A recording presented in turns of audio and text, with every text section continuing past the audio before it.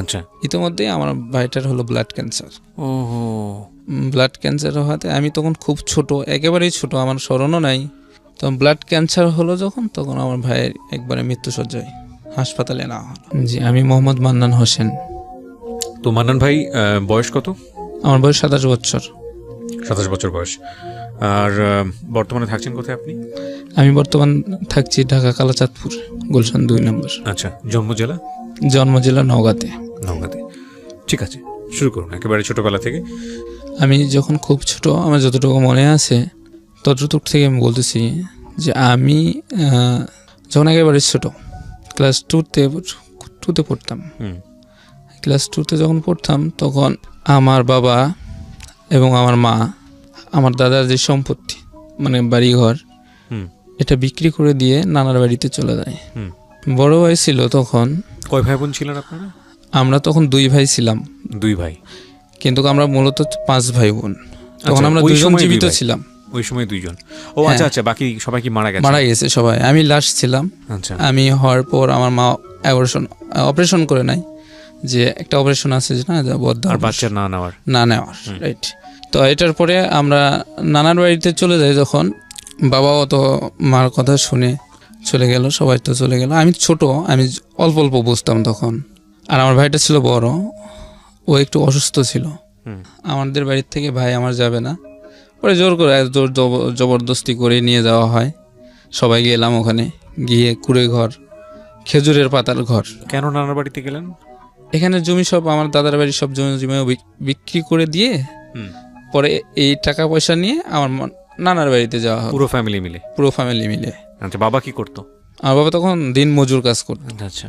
হ্যাঁ, তখন দিন মজুর করতো, কিন্তু নানার বাড়িতে যাওয়ার পর তখনও দিন মজুর করতো। এবং আমার বাবার সাথে আমার নানার যে পরিচয় হয় বা আমার মার বিয়ে হয়, সেটা হচ্ছে আমার নানার ভাইয়ের বাড়িতে আমার বাবা শ্রমিক দিনমজুর হিসেবে কাজ করত। ওইভাবে পরিচয়? হ্যাঁ, ওইভাবে পরিচয়। তো যখন যাওয়ার পরে আমার মা 3% জমি আমার নানা লিখে দিল যে তুমি জামাইরে নিয়ে আসছো, বাচ্চা আছে তোমার, তুমি আলাদাভাবে থাকো, আমি বেঁচে থাকবো না মরে যাবো, তার কোনো ভরসা নেই, তুমি 3% জমি আমি তোমাকে দিয়ে দিলাম। আচ্ছা। ইতিমধ্যেই আমার ভাইটার হলো ব্লাড ক্যান্সার। ওহো। ব্লাড ক্যান্সার হওয়াতে আমি তখন খুব ছোট, একেবারেই ছোট, আমার স্মরণও নাই। তখন ব্লাড ক্যান্সার হলো যখন, তখন আমার ভাইয়ের একবারে মৃত্যুসজ্জায় হাসপাতালে নেওয়া হলো। হাসপাতালে যখন নেওয়া হলো তখন ডাক্তার বললো যে একেবারে শেষ পর্যায়ে, বাঁচানো সম্ভব না। তখন বাঁচানো যখন সম্ভব না, তখন আর কি করবে, মারা গেল ভাই আমার। মারা যাওয়ার পর আমরা মাটি দিলাম নানার বাড়িতেই। ওখান থেকে আমার বাবা এবং মামা পরামর্শ করছে 2 জন যে এই জমিটা বিক্রি করে আমরা আমাদের ওই বাড়িতে ফিরে যাব। আগের বাড়িতে যখন ফিরে যাওয়ার চিন্তা ভাবনা করছে, তখন বাবা মা 2 জন মিলেই চিন্তা করছে। তখন আমার মা বলে যে জমিটা তাহলে আমরা রাখি, কি করব, বিক্রি করে দিই। তখন আমার ওই ছোট নানার কাছে জমিটা বিক্রি করে দিল, না জানায়। আমার নানা জানে না, আমার নানা কোনো স্টোরি জানে না। এটা বিক্রি করে দিল যখন, তখন 2 ভাইয়ের মধ্যে দ্বন্দ্ব শুরু হয়ে গেল। জমিটা যখন কিনে নিছে, জানায় নাই, ভাইকে একটা কথা জানায় নাই, আর আমার মা তো এটা বিশ্বাসঘাতকতা করছে। তখন এই জমিটা বিক্রি করার পর আমার বাবাকে সবাই দোষারোপ করলো যে কোনো একটা কারণে বুঝায় বাজায় ভুলাইয়া ভালাইয়া তুমি জমিটা বিক্রি করে না হয়েছো বা এরকম। তখন তো এখানে জমিটা বিক্রি করে ওই টাকা পয়সা নিয়ে চলে গেছে। তারপরে মানে গন্ডগোলটা কিন্তু তারপরেই হয়েছে। চলে গেলাম আমরা। আমি তখন সম্ভবত ক্লাস 3তে পড়ি। ক্লাস 3 থেকেই মনে আছে আমার একটা বড়াব্বু, মানে আমার বাবার বড় ভাই, উনি বললো ঠিক আছে তুমি যখন আসছো, তুমি তো আমাদেরই ভাই, তো তুমি এক কাজ করো, তোমার তো জায়গা জমি কয়েকদিন পরে কিনো, আর কিছু টাকা জমায় তারপর জায়গা জমি কিনো। তখন বললো যে আমার বাড়ির সামনেই তুমি ঘর করে থাকো, তারপরে বাচ্চা লেখাপড়া করুক, এদিক থেকে তোমার স্ত্রীও। আমার মা আবার কি করতো, ওই যে বড়াম্মাদের হাতের কাজ টাজ করতো, একটু আগায় দিত, তাতে একটু লাভ হতো আর কি। গরিব সংসার, বুঝতে পারতেছেন। পরে এরকম হওয়ার পরে আমার ওই বড়াম্মু এবং বড়াব্বুর সাথে কি যেন একটা গ্যাঞ্জাম হয়েছে, আমি জানি না, যে কোনো এক ধরনের গ্যাঞ্জাম হয়েছে, যার কারণে ওদের ওখানে আর থাকবে না। যখন ওদের ওখানে থাকবে না, তখন তো আমাদের তো থাকতে হবে, আমাদের তো নিজস্ব জায়গা নেই। তখন আমরা কি করলাম, আমাদের গ্রামের প্রভাবশীল একজন ব্যক্তি, আচ্ছা। তার একটা মাটির ঘর, পরিত্যক্ত মাটির ঘরটা ছিল পরিত্যক্ত। তো এদিকে যে ইট দিয়ে বাড়ি করছে সবাই এদিকে চলে আসছে। পরিত্যক্ত মাটির ঘরের কি অবস্থা হতে পারে যারা চোখে দেখেনি তারা আসলে বুঝবে না। হ্যাঁ বলেন। হ্যাঁ, তারপরে ওটাই পরিষ্কার করে আমরা, হ্যাঁ ওটাই পরিষ্কার করলাম, পরিষ্কার করে আমরা থাকতে শুরু করলাম। আচ্ছা। এর মধ্যে থেকেই আমার ওই যে দাদার কথা বললাম, উনি কিন্তু হাজি মানুষ। হুম ওনার 10টা ছেলে আর কি। হুম তার মধ্যে কিছু ছেলে ঢাকায় থাকে আর 2-3 জন বাড়িতে থাকে। তো বাড়িতে থাকার মধ্যে আমার একটা চাচা আছে, ওই চাচার সাথে আমার মায়ের একটা রিলেশন হয়ে গেল। তখন আমি মুসলমানি করাইছি, আমার এটা মনে আছে যে বারান্দায় আমি শুয়েছিলাম। মুসলমানি হওয়ার পরে তখন এক সময় দেখলাম যে আমার মাকে আমি খুঁজে পাচ্ছি না। আমার চাচি এসে আমার এই ঘা বা কাঁচা ঘা মশামাছি পড়তেছিল, তখন এসে ঢাকে দেয়। এরকম অবস্থা যে বাচ্চা রেখে কোথায় গেছে, কোনো খবর টবর নাই। যাই হোক, তখন আমি কিছু জানি না, কিন্তু আমি কিছু বুঝিও না যে আমার ওই চাচার সাথে যে তার সম্পর্ক হচ্ছে বা এরকম কিছু, তাও আমি বুঝতে পারি না। আমার আব্বু বুঝতে পারলো কিছু একটা হতে যাচ্ছে, কিছু একটা রং, যেটা আপনি তখন হ্যাঁ। বুঝতেছিলেন না। হ্যাঁ, আমি বুঝছিলাম না, ওকে। কিছু একটা রং, যার কারণে আমরা ওখান থেকেও চলে যাই। চলে যাওয়ার পরে আমাদের গ্রামের একটা ঈদগাহ মাঠ আছে, আই মিন কবরস্থানও পিছন দিকে, হুম পুকুরও আছে একটা।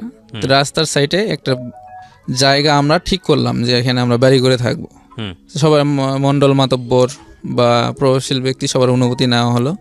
নেওয়ার পরে আমরা বাড়ি ঘর করে থাকতে শুরু করলাম।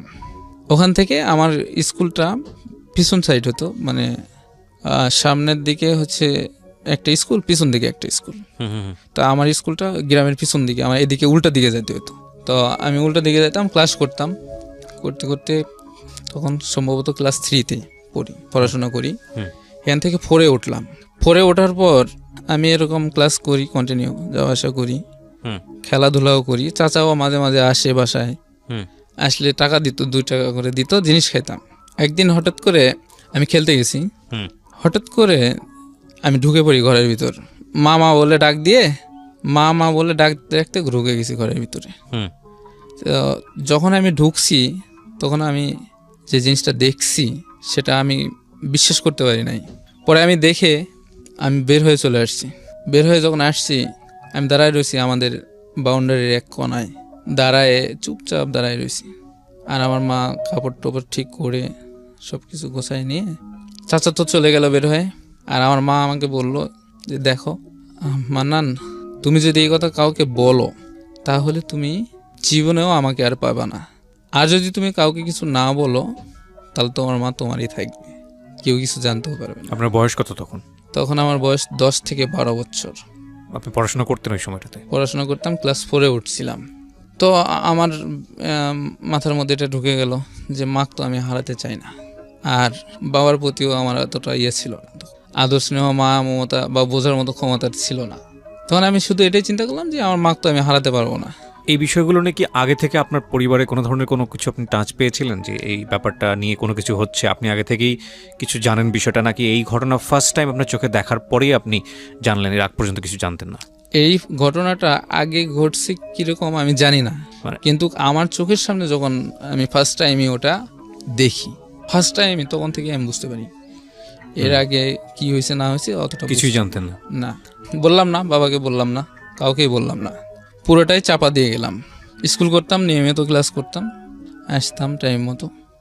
এই যে আমাদের নিয়মিত ক্লাস করা বা আমার বাবার কাজে যাওয়ার সুযোগে আমার চাচা আসতো মাঝে মাঝে। আপনি কিছু বলতেন না ওই সময়টাতে আপনার মাকে? ওই সময় আমি দেখতে পেতাম না, আসতো যে চলে যেত, আমি দেখতে পেতাম। কিন্তু এই ঘটনার পরে তো আপনার নিজের ভেতর থেকে কিছু একটা বলার কথা, আপনার মা আপনাকে কিছু বলেছে, আপনি শুধু মুখ বুঝে সেটা শুনেছেন, নাকি আপনার জায়গা থেকেও কিছু বলার ছিল?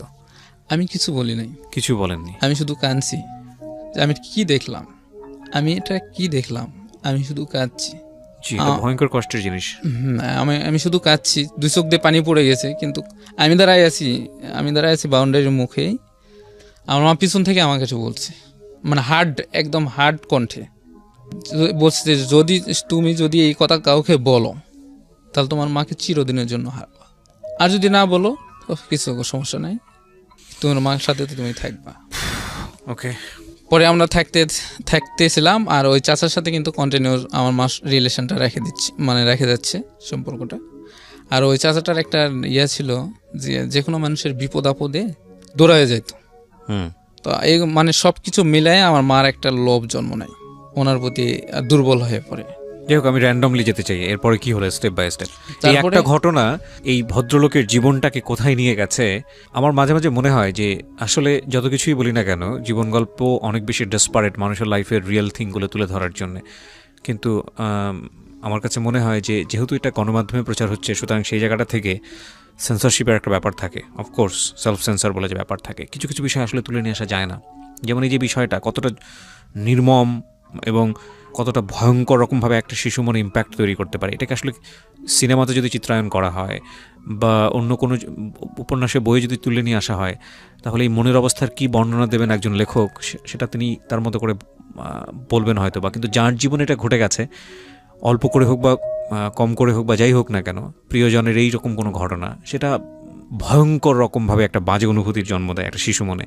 এবং এই ঘটনাকে খুব ছোট করে এখানে না নিয়ে আসলে এই ভদ্রলোকের জীবনটা এই ঘটনাকে কেন্দ্র করে যে কোথায় গিয়ে দাঁড়িয়েছে আজকের দিনে, সেটা আপনারা বুঝতে পারবেন না বলেই খুব ছোট করে আপনাদেরকে একটু টাচ দেয়া। যাই হোক, তারপরে কি হলো?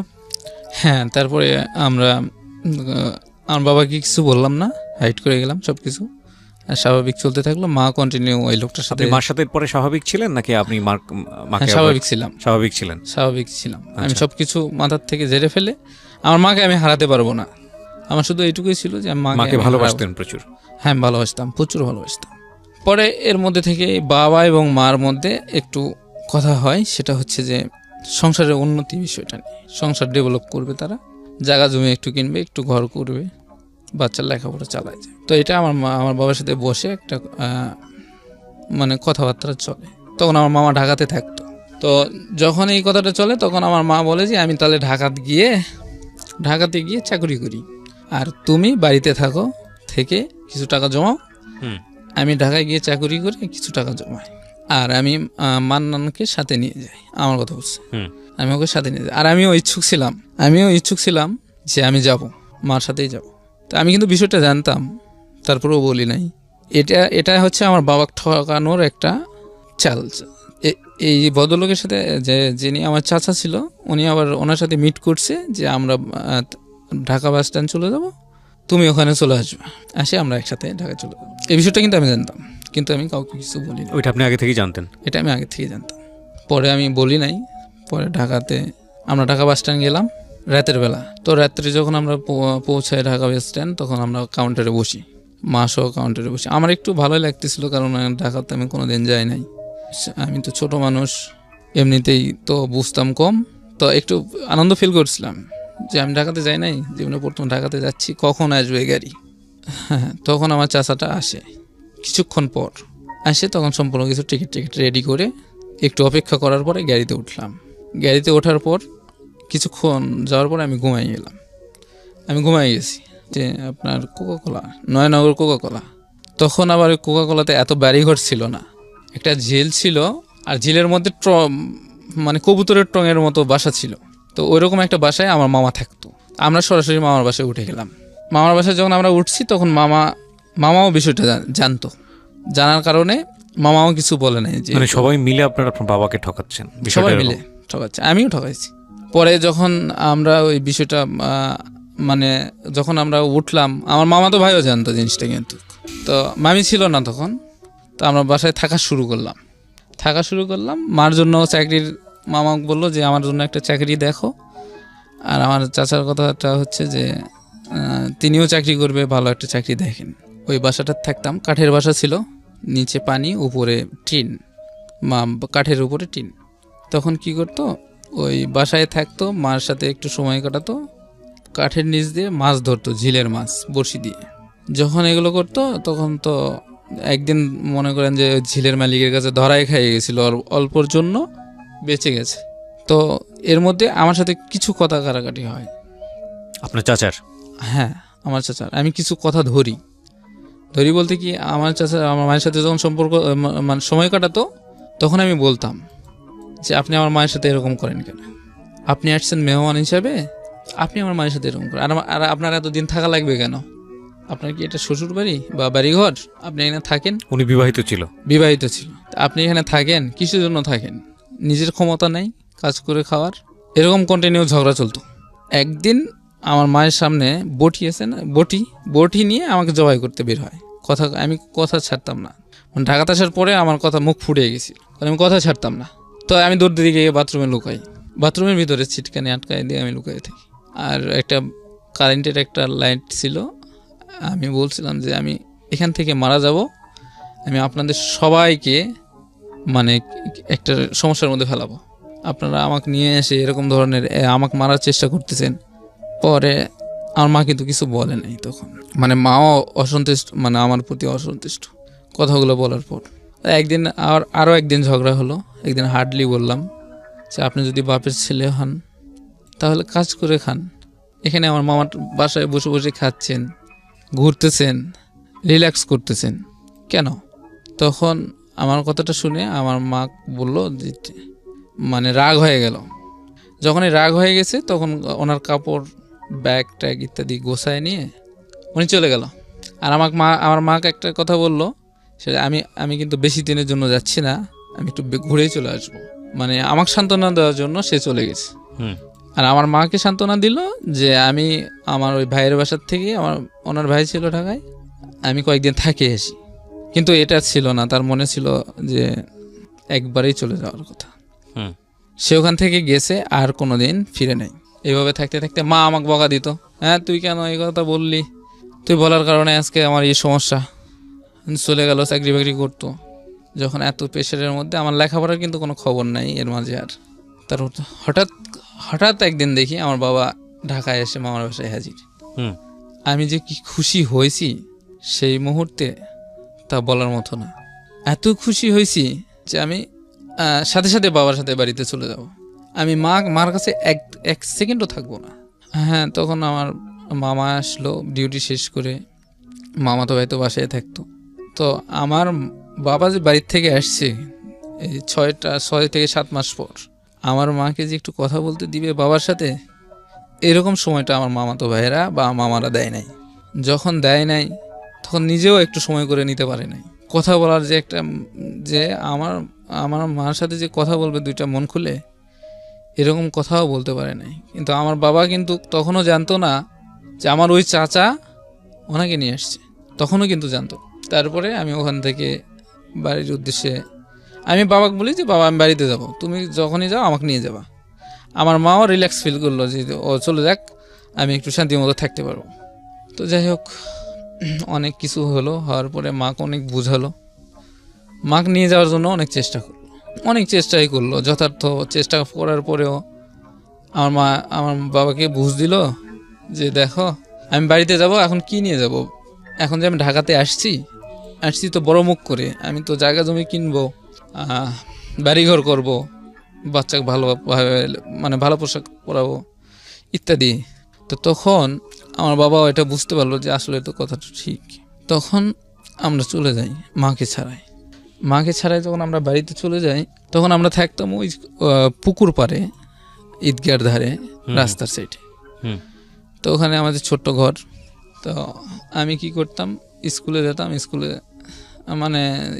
আসতাম। এর মধ্যে আমি যখন গেছি বাড়িতে, তখন পাড়া প্রতিবেশী সবাই আমাকে দেখতে আসে। মানে ওরা জিনিসটা উপলব্ধি করছিল এরকম যে অমুকের ছেলে এবং অমুকের বউ, অমুক বলতে আরেকজনের ওই আমার চাচা, আর আরেকজনের বউ বলতে আমার মা, দুজনে নাই। আর আমার বাবার কাছে জিজ্ঞেস করছে যে তোমার বউ কোথায়, বাবা বলছে তো ও তো আছে আমার সমন্দির কাছে। আর ওই যে চাচা উনি কাউকে কিছু বলে নাই। ঠিক আছে, তো গ্রামের লোকজন কিছু একটা টাচ করেছে। হ্যাঁ। তখন সবাই দেখতে আসে, মানে আমি গ্রামে যাওয়ার পর সবাই আমাকে দেখতে আসে, ভালো মন্দ জিজ্ঞেস করে যে আসলে মান্নান তুমি কোথায় ছিলে এতদিন, বা তোমার মা কোথায়, তোমার মা কি কিছু টাকা পয়সা ইনকাম করছে, চাকরি করছে।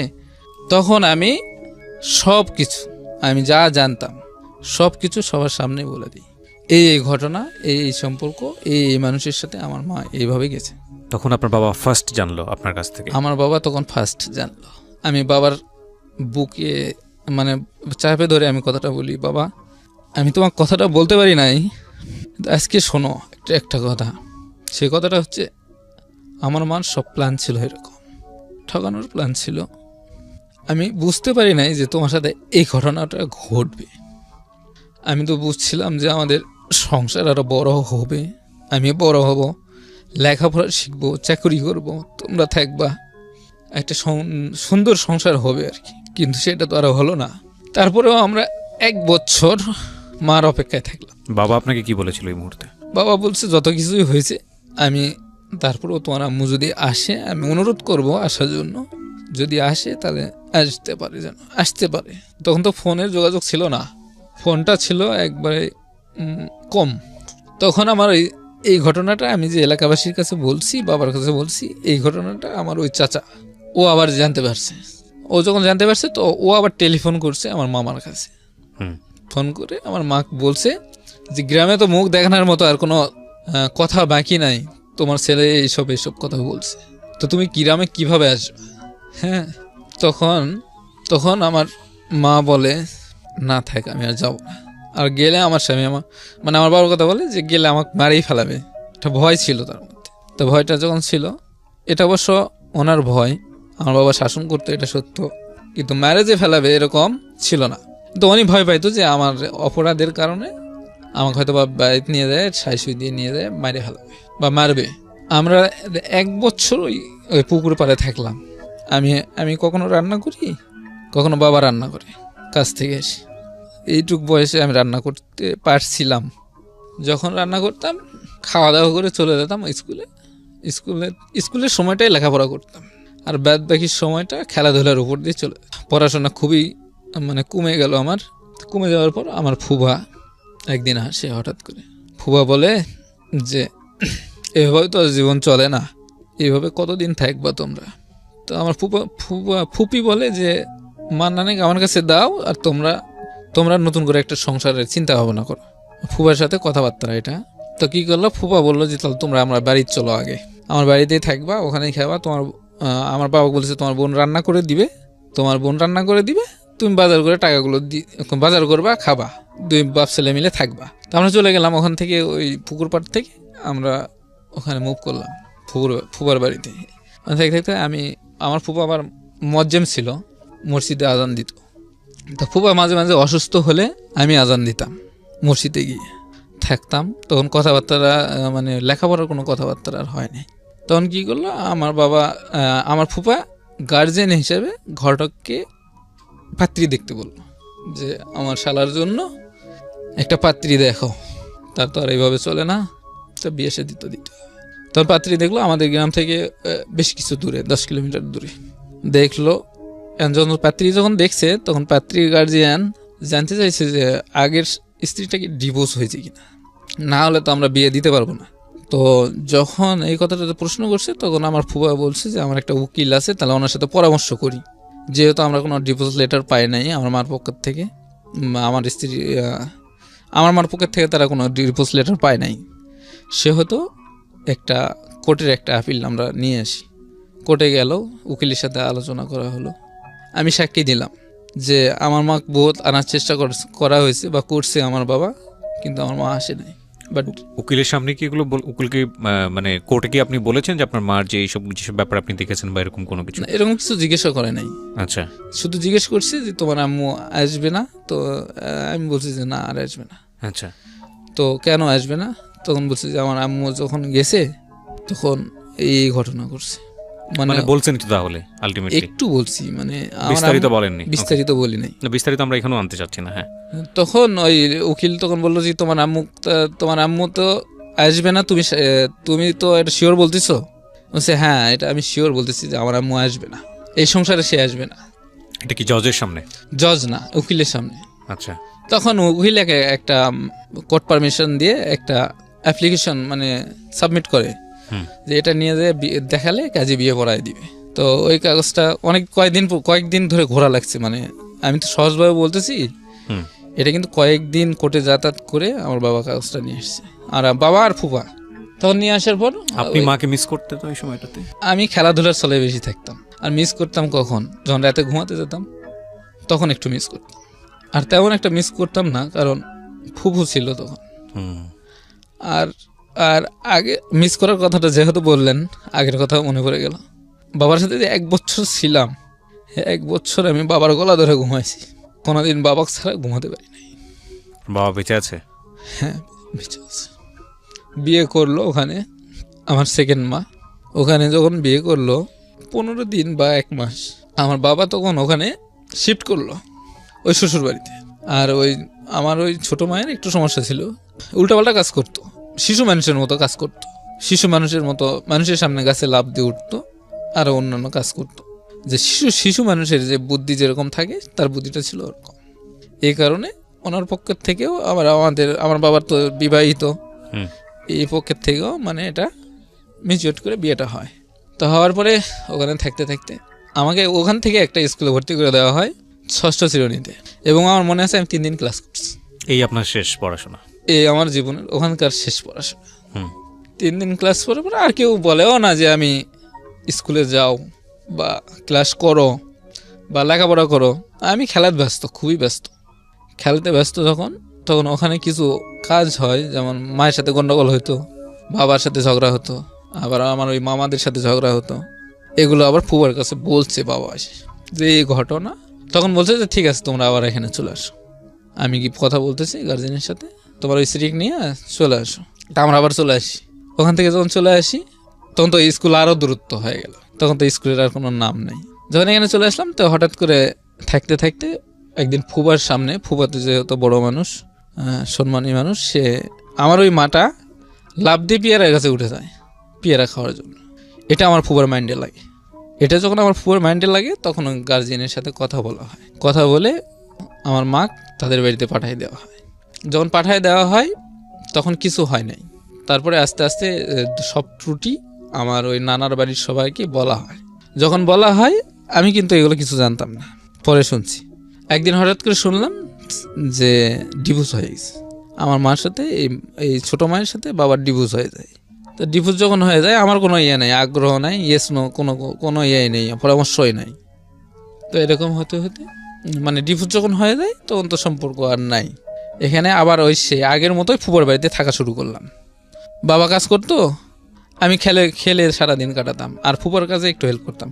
ফুপা আমাকে বলতো যে বাবা আমি মসজিদে যেতে পারতেছি না, তুমি একটু আজান দিয়ে আসো। আমাকে আজান শেখাতো বসে বসে। তো শিখতাম, আরও অনেক কিছু শিখছি।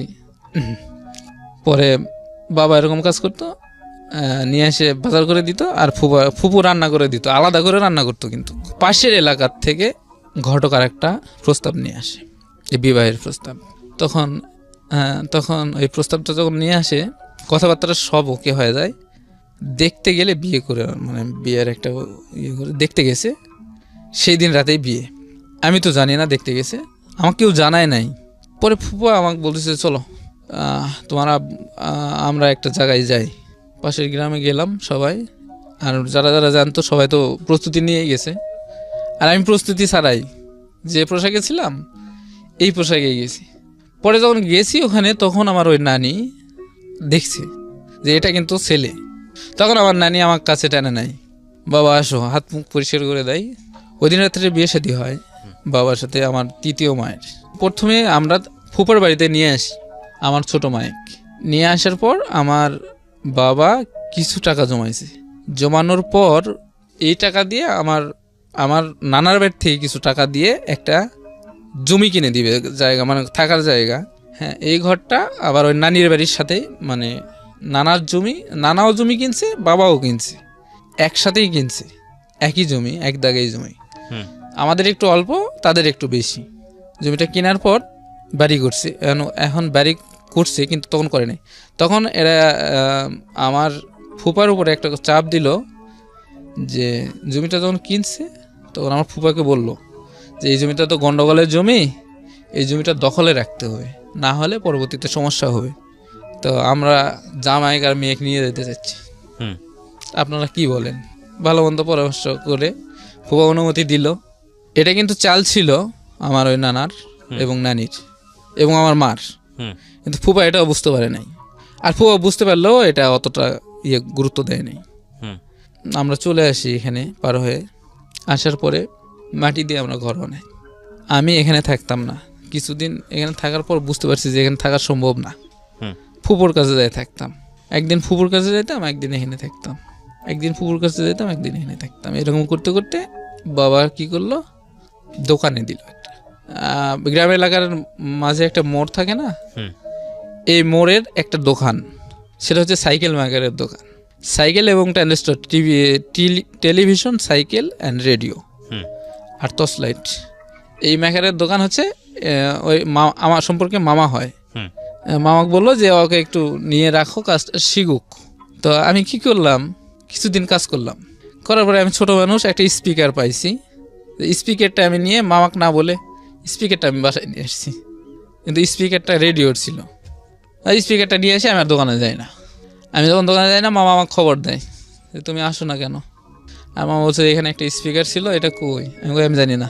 পরে এটা বুঝতে পারছিল যে মামা দেয়, আমি জিনিসটা নিয়েছি, কিন্তু আমি জিনিসটা ওটা আমার কাছে ভালো লাগছে, আমি নিয়ে আসছিলাম বাসায়। তখন আমি আর দোকানে যাই না, গেলে তো স্পিকার আমার কাছ থেকে নিয়ে নিবে, আমি দোকানে যাইতাম না। তো এরকম করতে করতে মামা তো আর কিছু বলে নাই। বাবা তো জানতো যে দোকানে আর যায় না। তখন আমাদের এলাকার থেকে আরেকটু দূরে বাস স্ট্যান্ড, হুম। ওখানে একটা চাচা থাকতো, তার নাম হচ্ছে কামাল হোসেন, কালাম।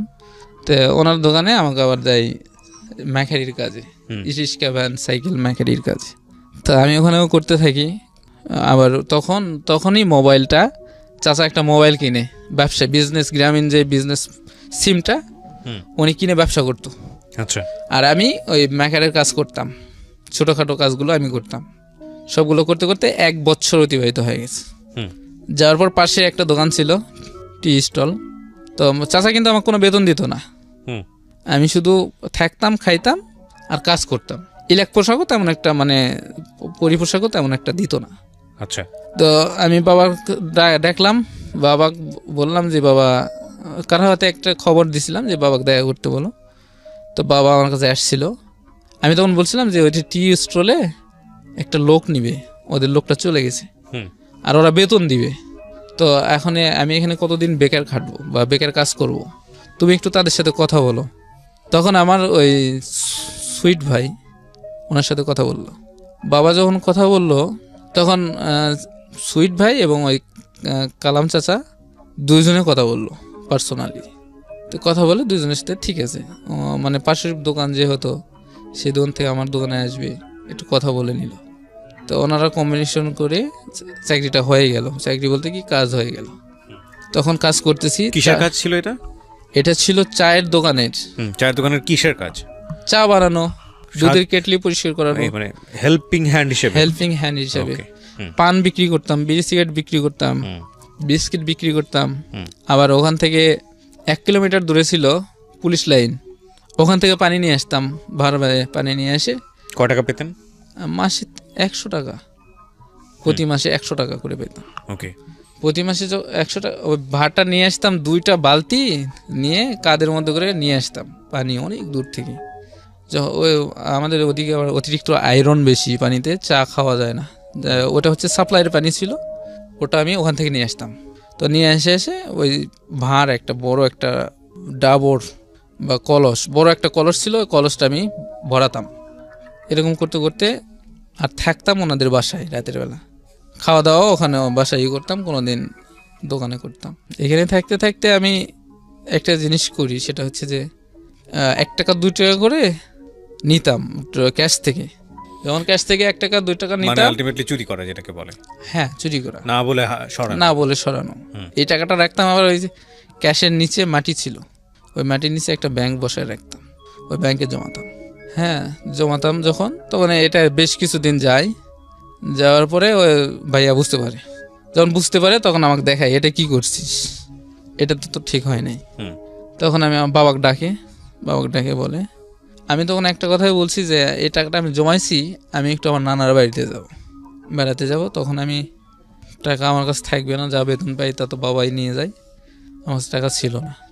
তখন বাবাকে ডেকে এই কথাগুলো বলে, কোনো মারধর বা কোনো কিছু হয় নাই। আবার এখানে থাকতে থাকতে বিড়ি খাওয়া শিখছিলাম। 2-1টা বিড়ি বিক্রি করতাম, যেহেতু একটা বিড়ি জ্বালায় টানতাম, হ্যাঁ মনের ইচ্ছে মতো খাইতাম। মানে বিষয়টা হচ্ছে এরকম যে বিপথে চলে যাচ্ছেন ধীরে ধীরে, বিপথে বলার যাচ্ছি। কেউ নাই, বলার কেউ নাই, শোনারও কেউ নাই, শাসনের কেউ নাই বা অন্যান্য কিছু। বিড়ি খাইতাম, আর দোকানে কাস্টমার আসলে সামনের দিকে চলে আসতাম। যাই হোক, আমি অনেক ছোট, আমি তখন এগুলো ভুল করছি। তখন ওখান থেকে 1 বছরের মতো ওখানেও কাজ করলাম। কাজ করার পর ওখানে বললাম যে আমি আর চাকরি করবো না, আমি এখন বাড়িতে যাব। বাড়িতে গেলাম, তখন 2004 সালের আগে 4 সালের আগে একটা বন্যা হয়েছিল বিশাল বড়। তো বাবা মাটিতে ঘর করছে, আমিও বাড়িতে গেলাম। সে আমার জন্য একটা করছে, তাদের জন্য একটা ঘর করছে। তো বাড়িতে গিয়ে আমার থাকার কোনো দিন ভাগ্য হয় না, থাকতে পারি না। একদিনও আমি বাড়িতে ঘুমাই নাই। আমাদের যে নতুন বাড়িটা করছে, একদিনও ঘুমাই নাই। আমার পুরো বাড়িতে থাকতাম। তো বাবা ওই যে এলাকার, আমাদের যে এলাকা নানার বাড়ি এলাকা, ওখানে একটা বড় আব্বু আছে, আমার মায়ের দাদা হয়। তো তাদের সাথে কথা বলছি যে তোমাদের তো সংসার অনেক বড়, হ্যাঁ, তোমাদের তো গরু বাছুর আছে বা অনেক জমি জমা, আমার ছেলেটাকে একটু কাজ শেখাও। কাজ শেখার উদ্দেশ্যে আপনারা রাখেন। এক পর্যন্ত তারা রাখবেই না, যে কাজ জানে না কিসের জন্য রাখবো। না রাখার জন্য 1 বছরে 1500 টাকার কথা বলা হয়, 1500 টাকার কথা বলা হয়। খাওয়া থাকা বাবদ 1500 টাকা আমরা দিব, যদি তোমার ভালো লাগে তুমি রেখে যেতে পারো। এখন এখানে আমি, বাবা যেহেতু কথা দিয়ে আসছে, আমি আর কথা ফেললাম না। আমি এখানে চাকরি করতে থাকলাম, কাজ করতে থাকলাম। এই 1 বছরের মধ্যে আমি অনেক কিছু করি। গাছের থেকে আম নিয়ে এসে পারে চুপি চুপি খাই। রাজহাঁসের ডিম জমায় সানসেটের উপর জমাতাম, মানে অনেক ধরনের ইয়েগুলো করতাম। তারপরে আম নিয়ে তালার উপর বসে বসে খাইতাম, এরকম ধরনের আর কি কাজগুলো করছি। তা যখন ডিমগুলো আমি নিয়ে রাখছিলাম সানসেটের উপর গোয়াল ঘর থেকে, আমার একটা ওই ভাবি আছে একজন। তো ভাবি তখন টের পায় নাই প্রথম অবস্থায়। পরে যখন 8-10 দিন চলে যায় যে ডিম পায় না, তখন সে একটা সন্দেহ করে যে আসলে তো এতদিন ডিম না দিয়ে আমার হাঁস থাকার কথা না, আসলে কিছু একটা হচ্ছে। আর আমি পাশের বাসার বড়াম্মুর সাথে শেয়ার করি যে ডিমগুলো আমি বিক্রি করব তার কাছে। আপনি যেন কারো কিছু না বলেন, আমি কয়টা ডিম জমাচ্ছি বিক্রি করব। ভাবি ওই সানসেটটা মই দিয়ে উঠে যায়, যে আসলে গোয়ালঘরটা সে সার্চ করে। তখন গোয়ালঘর যখন সার্চ করে, তখন ওই ডিম কয়টা ওখানে পায়। ডিম যখন পায়, আমি বাইরের তো কাজে ছিলাম, কাজের থেকে আসছিলাম, তখন আমার ভাবি বলে যে তোমার একটা বিচার আছে আজকে। হাসি মুখেই বলে যে তোমার একটা বিচার আছে আজকে, তোমার ভাইয়ারা আসুক। রাজহাঁসে কি সানসেটের উপরে ডিম পারে? তখন আমি বুঝতে পারছি যে কি বিচারটা আছে। তখন এটা নিয়ে আমাকে সবাই, বাড়ির সবাই মজা ঠাট্টা করা শুরু করলো। কোনো কিছু হয় নাই, কোনো কিছু বলেও নাই তারা। এরকম করতে করতে পরে বাবা কি করলো, এলাকার একটা সম্ভ্রান্ত হাজি মানুষ, ওনার একটা দোকান আছে, কাপড়ের দোকান।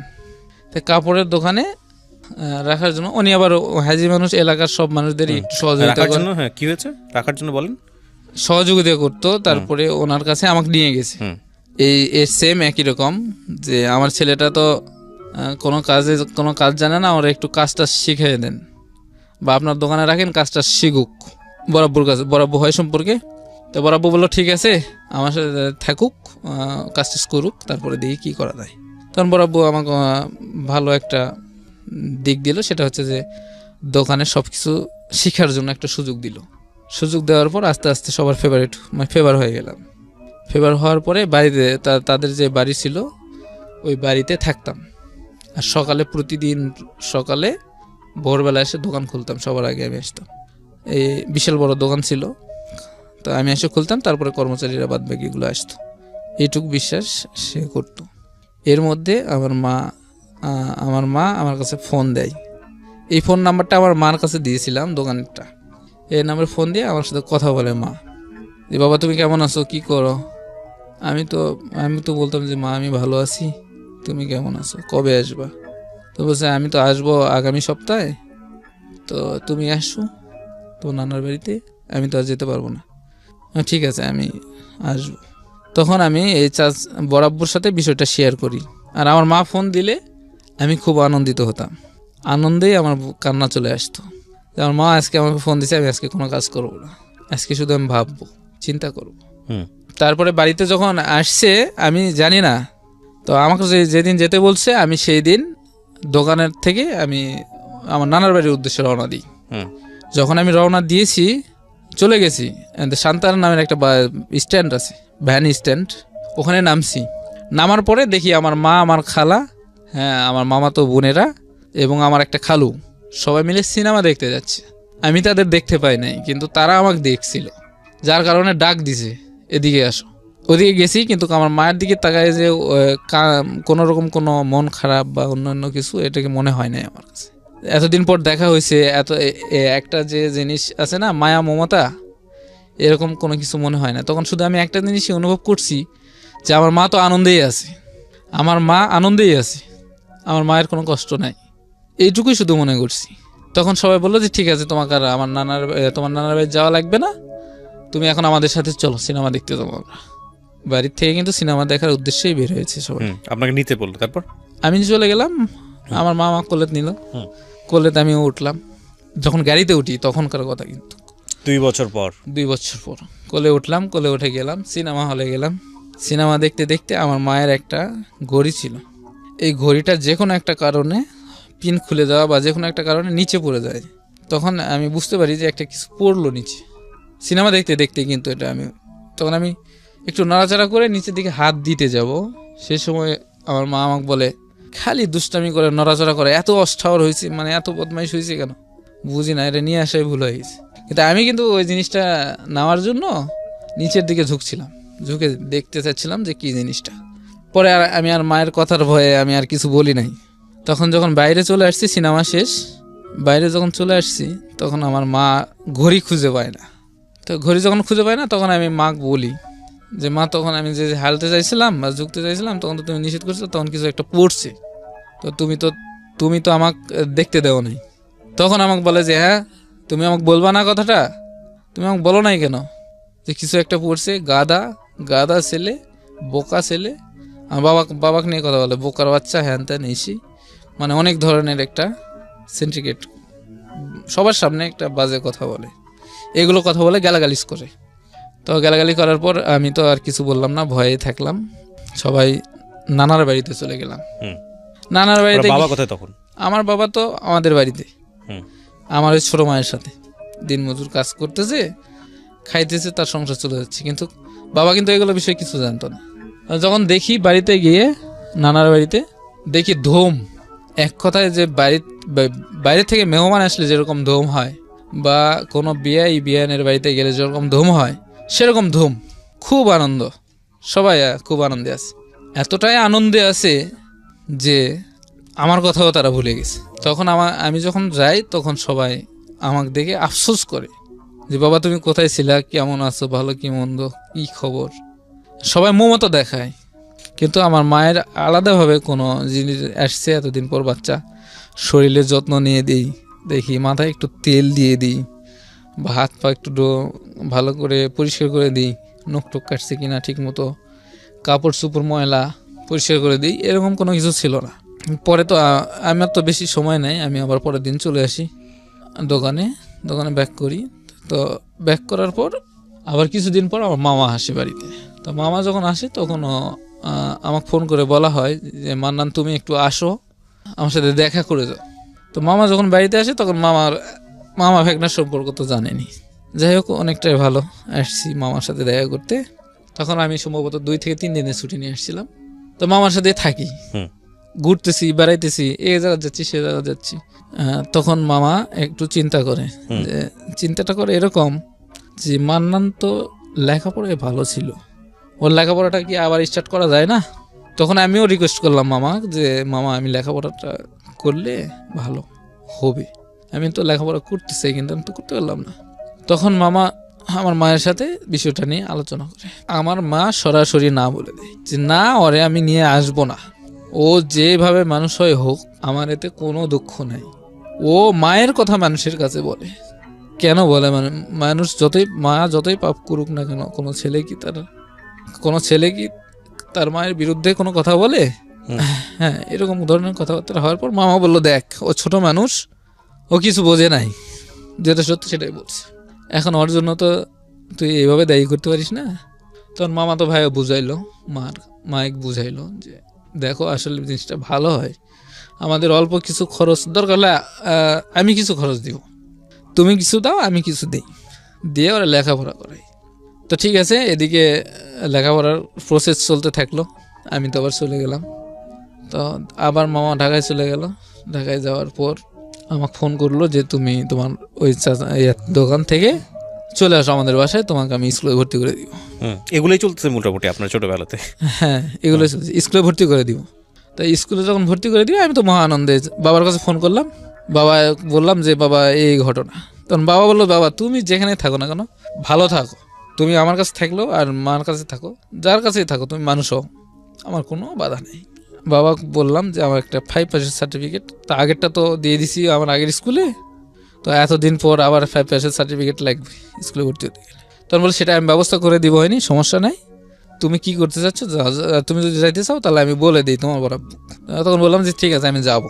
তখন থেকে আমি ওখান থেকে বরাব্বাক বলি। বরাব্বা একটু রাগই হয়, রাগ হয় এই জন্যই যে মা বরাব্বা কিন্তু জানতো বিষয়গুলো, যে ওর মা ওকে ছেড়ে চলে গেছে আর মামাটা এরকম, তখন একটু রাগই হয় যে এত কিছুর পরেও তুমি ওখানে যেতে চাও, তো ঠিক আছে যাও, আমি আর তোমাকে কোনো বাধা দিব না। চলে আসি, আসার সময় বরাব্বা আমাকে 50 টাকা দেয়। 50 টাকা নিয়ে আমরা চলে আসি, আমি এবং আমার বাবা দুজনেই আমি আসি নানার বাড়িতে।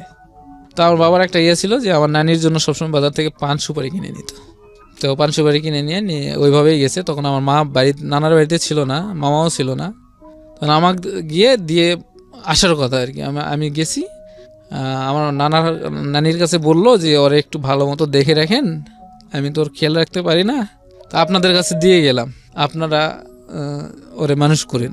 বাবা যখন চলে গেল তখন তো প্রথম কয়েকদিন আমার খুব সুন্দর কাটলো।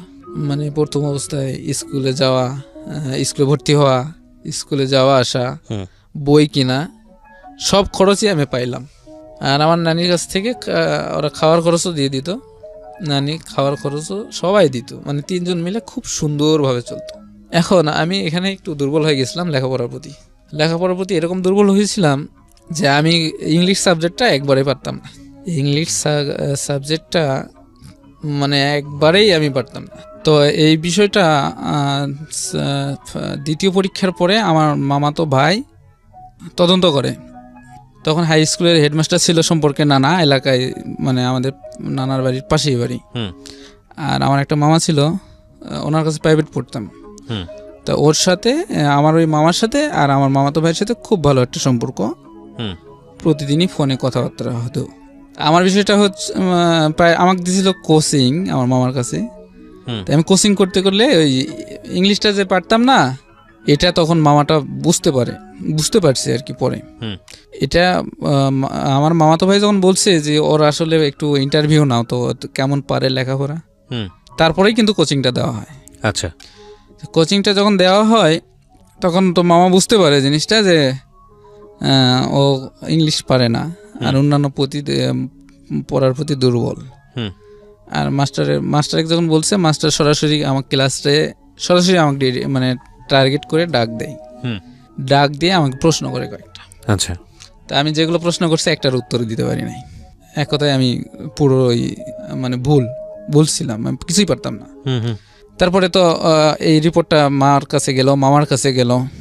আস্তে আস্তে খাওয়ার খরচ বন্ধ হয়ে গেল। নানি বৃদ্ধ মানুষ, প্রতিবেশীদের কাজ করতো, একটু খাওয়ান দাওয়ান নিয়ে আসতো, খাইতো নিজে। এখন আমি নানির মধ্যে পড়ে গেলাম, বোঝা হয়। এখন মাও খরচ দেয় না, মামাতো ভাইও খরচ দেয় না, মামাও খরচ দেয় না, শুধু ইংলিশের কারণে, শুধু এই পড়ালেখার কম পারার কারণে। এমন সময় এসে গেল, ফাইনাল পরীক্ষার সময় এসে গেল। এর মধ্যে কিন্তু ক্লাস করতেছি, টুকটাক করে ক্লাস করতেই আছি, মানে লেখাপড়ার ছাড়ি নাই। পরে খরচ বন্ধ করে দিল, ডিরেক্টলি কিছু বললো না, খরচ বন্ধ করে যখন দিল তখন আমার নানি আমাকে বিভিন্ন ধরনের কথাবার্তা বলা শুরু করলো। আর এক বাড়ির ছেলে এই বাড়িতে এসে খায় থাকে, কেন আমি এগুলো বোঝা টানবো? আর আমার মায়ের কথা বলতো যে ওর দোষ আছে, ও কেন নিয়ে আসবে। মামার কথা বলতো ওদের আসলে কোনো নাই, মানে মানে জ্ঞান বুদ্ধি কিচ্ছু নাই, বাপের ছেলে বাপের কাছে থাকবে, আমার কাছে দিয়ে গেছে, তোরা নিয়ে যা, এরকম ধরনের কথাবার্তা বলতো। খাবার বসতাম, খাইতাম। তবে আমার নানি যত কিছুই মুখে বলতো, কিন্তু আসলে খাবার যখন দিত তখন মন ভরেই দিত। হ্যাঁ, তখন মুখে অনেক কিছুই বলতো, কিন্তু আমাকে খুবই ভালোবাসতো। পরে এই জিনিসটা নিয়ে যখন খরচ বন্ধ করে দিল টোটালি, হুম। তখন ফাইনাল পরীক্ষার সময়ও এসে গেছে। অ্যান্ড ফাইনাল পরীক্ষার ফিস দিতে হবে। ফাইনাল পরীক্ষার ফিসের কথা আমি সবার কাছে বলি, মার কাছে বলি, মামার কাছে বলি, মামাতো ভাইয়ের কাছে বলি। ফাইনাল পরীক্ষার ফিসের টাকা আর কেউ দেয় না। এখন নানি আমাকে বলে তুই রিক্সা চালা বা গাড়ি চালে টাকাটা দিই।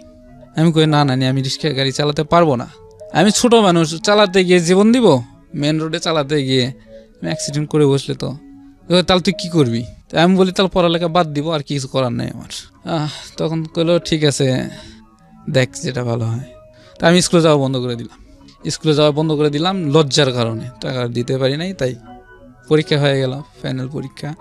এর মধ্যে আমার মামাতো ভাই আমাকে ঢাকায় নিয়ে আসার প্ল্যান করছে, আর আমার মা ডিরেক্টলি না করে দিছে যে না, আমি ওকে আমার কাছে রাখবো না। আমি ঢাকায় থাকলে বিভিন্ন মানুষের সাথে কথাবার্তা বলি, একটা পুরুষ মানুষের সাথে কথা বললেও ও সন্দেহ করে, ওর বাবার মতো সন্দেহ করবে, বা ওর বাবার মতো সন্দেহ করে একটা কথা বলবে, মানুষজন খারাপ মনে করবে। আমার সবার সাথে মিশতে হয়, এই জন্য আমি ওরে নিয়ে আসবো না। আর ওই যে আগের বিষয়টা বললাম, যেটা যে আমার সব কথাগুলো, যে মার কথাগুলো প্রকাশ করছিলাম, এই জন্য আমার মায়ের কাছে আমি ভালো ছিলাম না। পরে যখন মামাতো ভাই প্ল্যান করলো, মাক না জানায় একটা প্ল্যান করলো, সেটা হচ্ছে হাউজের একটা কাজ। হাউজের কাজ, একজন কোম্পানির ডিরেক্টর, তার খেদমত করা, যেমন অফিস টাইমে নাস্তা দেওয়া, তারপরে শু পরিষ্কার করা, জুতা মুছা গোছানো বা গোছিয়ে রাখা, ইত্যাদি ইত্যাদি কাজ করার জন্য তখন আমাকে ডাক দিল। তখন আমি ঢাকা চলে আসলাম, মামাতো ভাইয়ের অফিসে গেলাম। মামাতো ভাই ডাইরেক্ট নিয়ে গেল ওই স্যারের কাছে, স্যারের বাসায়। মা কিন্তু জানে না কিছু, মামাও কিছু জানে না। তো আমাকে ওখানে নিয়ে চাকরি দিল, 1200 টাকা বেতন মাসে। আমার কাছে অনেক কিছু, 1200 টাকা বেতনের কাজ পাইছি, আর কি লাগে। এরকম করতে করতে 8 মাস করলাম, করার পরে 1800 টাকা বেতন হলো। বেতন হওয়ার পর ইতোমধ্যে আমার খালু বিদেশে যাবে, এটা 2008-এর কথা সম্ভব। বিদেশ যাবে, খালুর কাছে আমার টাকা নাই। তো আমি যে কাজ করে টাকাগুলো জমাইছিলাম, আর স্যারে কিছু টাকা আমাকে বকশিশ দিত, পার্টি হতো মাঝে মাঝে, কিছু টাকা পাইতাম। মোটামুটি 10,000 টাকা গোছাইছিলাম, মানে মাসের বেতন বাদেও 10,000 টাকা আমি গোছাই। মাসের বেতন কিন্তু আমি মামাতো ভাইয়ের কাছে রাখতাম, যে তোমার কাছে তুমি জমা রাখো, আমার কাছে তো টাকা রাখার জায়গা নেই। এগুলো বাদে আমি 10,000 টাকা গোছাইছিলাম। গোছাই আমার ওই খালুর এমন পরিস্থিতি হয়ে গেছে, টাকা জমা দিতে না পারলে আর সে বিদেশ যেতে পারবে না, বা টাকাও ফেরত পাবে না। তা আমি ওই বিপদের সময় 10,000 টাকা তাকে দিই, 10,000 টাকা তার ভাইয়ের হাতে দিই। তার ভাই নিয়ে তার কাজে মানে ব্যবহার করে, টাকাগুলো নাই। নেওয়ার পরে ওনার কাজ তো হয়ে গেল, আল্লাহর রহমতে উনি সবার কাছে আমার প্রশংসা করছে, যে ছোট্ট একটা মানুষ, সে আমাকে 10,000 টাকা দিয়ে হেল্প করছে। আর যেটুকু সান্ত্বনা দিছে, আমি অনেক সান্ত্বনা দিয়েছি, যে আপনি কোনো টেনশন করবেন না, এদিকে আমি দেখব। তো খালু যখন বাইরে গেল, সংসারের বাইরে গেলে তো একটা মানুষ এস্টাবলিশ হয় না, সহজে টাকা পাঠাতে পারে না। তখন ওই খালার বাড়ির খালাতো ভাই বোন 2 জন, ভাই একটা বোন একটা, আর খালা, এই 3 জন মিলে একটা সংসারে একটা খরচ আছে, লেখাপড়ার খরচ সহ। তখন 7ম শ্রেণীতে পড়তো আমার খালাতো ভাই, আর আমার খালাতো বোন পড়তো 6ষ্ঠ শ্রেণীতে। এদের একটা লেখাপড়ার খরচ, এই খরচটা আমি প্রায় 1 বছরের মতো বহন করে গেলাম খালু বিদেশ যাওয়ার পর। এই চাকরি করেই এই খরচটা প্রতি মাসে বহন করে দিতাম, প্রতি মাসে 1500 2000 করে টাকা দিতাম। যখন এই টাকাটা দিতাম, তখন নিয়ে খরচ করতো, আবার অসুখ বিসুখ হলে আমার কাছে ফোন দিত, আমি টাকা পাঠাতাম। তারপরে এরকম করতে করতে চাকরি করতে করতে আর একটা চাকরি নিলাম, ক্রিয়েটিভ নামের একটা কোম্পানি ছিল, এমব্রয়ডারি কাজ। তখন ওটা আমি বাসায় থাকতাম। তারপরে আমি মার সাথে বাসায় থাকলাম, মানে মার সাথে, মামার সাথে, মামাতো ভাইয়ের সাথে বাসায় থাকলাম। ওখান থেকে যাওয়া আসা করে ডিউটি করতাম। ডিউটি করতে করতে আমাকে কোন বিভাগে দিবে, বা কি হিসাবে, লেবার মানে হেল্পার হিসাবে দিবে, না অপারেটর হিসাবে দিবে, বা সিনিয়র সহকারী অপারেটর খুঁজে পায় নাই। পরে আমাকে লোডার হিসাবে নিয়োগ দিয়েছে। তা লোডার হিসাবে দিলে তো নিচে মাল আসলে উঠাতাম। তো সবসময় মাল না আসলে আমাকে হেল্পারি কাজ করতে বলতো আমাকে PM স্যার। তা আমি বললাম, PM স্যারকে বললাম যে স্যার আমার কাজ তো আর কেউ করে না, তা আমাকে দিয়ে এগুলো কাজ করাবেন কেন? তখন PM স্যার আমাকে ডিরেক্টলি বলে, তুমি যদি এরকম করে করতে পারো তাহলে করো, কাজ করো, আর না হলে তুমি চলে যাও। তা আমি বললাম স্যার আমি চলে গেলাম, ওতে যাও, বের হয়ে আসি। আমি বের হয়ে যখন চলে আসছি, তখন সম্ভবত 17 দিন ডিউটি করছিলাম। হুম। পরে বেতনটা পেলাম 1 তারিখে বেতন দিয়ে দিল। পরে আমি আরেকটা চাকরি নিলাম হুম হুম বাড়িধারা পার্কের পিছনে একটা বাসা। 2 মাস চাকরি করার পর আমার বড় আব্বুর ছেলের বিয়ে, বড় ভাইয়ের বিয়ে লাগলো, আমি বাড়িতে গেলাম। আমাদের চাকরি করলে রিজাইন দিয়ে বাড়িতে গেলাম। হুম বাড়িতে গিয়ে কিছুদিন থাকার পরে আবার ঢাকায় আসলাম। হুম। ঢাকায় আসে ধানমন্ডি একটা চাকরি নিলাম, এই সেম চাকরি কিন্তু হুম বাসা বাড়ির কাজ। হুম চাকরি নিয়ে ওখান থেকে কিছু টাকা পয়সা গোছায় বাড়িতে গেলাম। হুম 1050-60 এরকম টাকা হয়েছে। আমি বাড়িতে চলে গেলাম, গিয়ে আমার মামার বাড়ি, যেটা আমার নানার বাড়ি, হুম। ওখানে একটা মুরগির ফার্ম করলাম। ওকে। মুরগির ফার্ম করার পরে আর টাকাগুলো আমার রাখছিলাম আমার খালার কাছে, সম্পূর্ণ টাকা। আমি কই রাখবো না রাখবো, আমার খালার কাছে দিয়ে রাখি, যখন লাগবে এসে নিয়ে যাব। এরকম করতে করতে 30,000 টাকা আমি নিছি, আর 30,000 টাকা কিন্তু আমি পাই নাই। 30,000 টাকার মতো আমার খরচ হয়েছে ফার্মে। আর 30,000 টাকা দিয়ে আমার খালা কি করছে, শোকেস বানাইছে, একটা টিভি কিনছে, খাট বানাইছে। তখন তো এখন ঈদের সময় এসে গেছে সামনে, এখন মুরগিও বড় হয় নাই, খাবারও কিনতে পারি না, টাকাও নাই। এদিক থেকে খালাকে বললাম, খালা খরচ করে ফেলছে টাকা। তখন খালা যখন টাকাটা খরচ করছে, আমি তখন মুরগি আর কোনো উপায় না পেয়ে মুরগি বিক্রি করে দিলাম। মুরগি যখন বিক্রি করতে কিছু টাকা পেলাম, অল্প কিছু টাকা পেলাম। ঈদ পার হয়ে গেল। এর মধ্যে পরে ঈদের পরে আমি ঢাকাতে আসলাম। মাকে বললাম ঢাকাতে যাবো, ঢাকাতে আসার দরকার নেই, ওইদিকেই থাকো, কাজকাম করে থাকো। তাই আমি বললাম যে না, এদিকে কোনো কাজকাম পাচ্ছি না, আর এগুলো কাজকাম করা আমার পক্ষে সম্ভব না। ঢাকাতে আসলাম, ওই ধানমন্ডি আর একটা সাইটে গেলাম চাকরি নিয়ে। যখন ওখানে গেলাম, তখন আমার ওই চাচাতো বোন, যে চাচাতো বোনের কথা বললাম আপনাকে প্রথমে, ওই চাচাতো বোনের নাম্বারটা আমার কাছে ছিল। তার সাথে আমি কথা বলতে শুরু করলাম। তো কথা যখন বলছি, 1 বছর 2 মাস পরিচয় দেয় নাই, কোনো পরিচয়হীন কথা বলছি, খুব ডিস্টার্ব ফিল করতো। পরে একদিন আমাদের এলাকায় দেখা করতে বলছে, যে দেখা করছে, আমি যখন দেখা করছি তখন আমাকে চিনতে পারছি। তখন আমাকে বলছে যে শোনো, তোমরা যাই করো না কেন, নেক্সট টাইম যেন আর এটা আমি না দেখি, আজকের জন্য ছেড়ে দিলাম। কে বলেছে এটা? আমার চাচাতো বোন বলছে। আচ্ছা। তখন আমি ওখান থেকে চলে এসে একটু দূরে এসে আমি ফোন দিয়ে বলি যে আসলে তোমরা যাকে যা বলছো, আসলে আমি কিন্তু মান্নান না। আমি বললাম আমি কিন্তু মান্নান না, আমি মান্নানের খালাতো ভাই। আসলে তুমি ছেলেটা কষ্ট দিলা। তখন তো ও বিভিন্ন দিক দিয়ে সরি বলে, বা আমাকে বোঝানোর কথা বলে যে ওর একটু বুঝাইন ভালো কি মন্দ। হ্যাঁ, আর আপনি আমাকে ফোন দিয়েন না, এনতেন এসে। তখন থেকে কন্টিনিউয়াসলি কথা হতো, এই যে খালাতো ভাইয়ের পরিচয়ে কথা হতে হতে অনেক দূর পর্যন্ত এগিয়ে যায়। মানে ওর একটা সমস্যাটা হয় এরকম, ডাক্তারি পড়ার ইচ্ছা ছিল খুব। ফ্যামিলি থেকে চাচা টাকা দিতে পারছিল না, আমার কাছে টাকা চাই। ওর পরীক্ষা ছিল এটা, যে আসলে আমি কতটুকু ভালোবাসি তাক। তাই আমাকে বলে তুমি যত টাকা দিতে পারো আমাকে দিয়ে হেল্প করো, আমার 1,20,000 টাকা লাগবে। আমার কাছে 12,000 টাকা ছিল। আমি সাথে সাথে সুন্দরবন কুরিয়ার সার্ভিসে টাকা পাঠিয়ে দিই। তখন পরের দিন যখন টাকা নিয়ে আসে, তখন বলে যে ছেলেটা তো আসলে আমাকে লাইক করে, ভালোবাসে। তো তখন সে বুঝতে পারে, ফিল করে যে ছেলেটা আমাকে ভালোবাসে। তখন ওর মাকে জানায় জিনিসটা। ওর মাকে যখন জানায়, ওর মা, আমি বাড়িতে গেছি, মাকে যখন জানানোর পর এর মধ্যে আমি ওর বাড়িতে গেছি বেড়াতে, আমার ওই গ্রামের বাড়ি, বাবার বাড়ি, দাদার বাড়ি গেছি। তখন ওর মা আমাকে ডাক দিয়ে বলে যে তোমার খালাতো ভাই কি করে, ও আসলে ইয়েটা কি, লেখাপড়া করে নাকি চাকরি করে। তখন আমার চাচিকে আমি বললাম যে আসলে ওটা আমার খালাতো ভাই না, কিন্তু ওটা আমি। আর আপনারা যদি সম্মতি থাকেন তাহলে এই সম্পর্কটা আমি এভাবে করতে চাই। চাচিক সরাসরি বললাম। তখন চাচিক যখন সরাসরি বললাম, চাচি তখন বললো যে আসলে বাবা, এটা তো মেয়ে তো আমার না, যাদের মেয়ে তারাই বুঝুক, এটা আমি কিছু বলতে পারবো না। ওখানে ছুটি কাটায় চলে আসলাম আবার ঢাকায় আসার পর ও এখানে পরিচয় পাওয়া গেল আমার। তা পরিচয় পাওয়ার বললো আমাকে, তুমি মায়া এসব কথা বলছো, তোমার তো সাহস কম না, তুমি এগুলো কথা মার কাছে বলছো।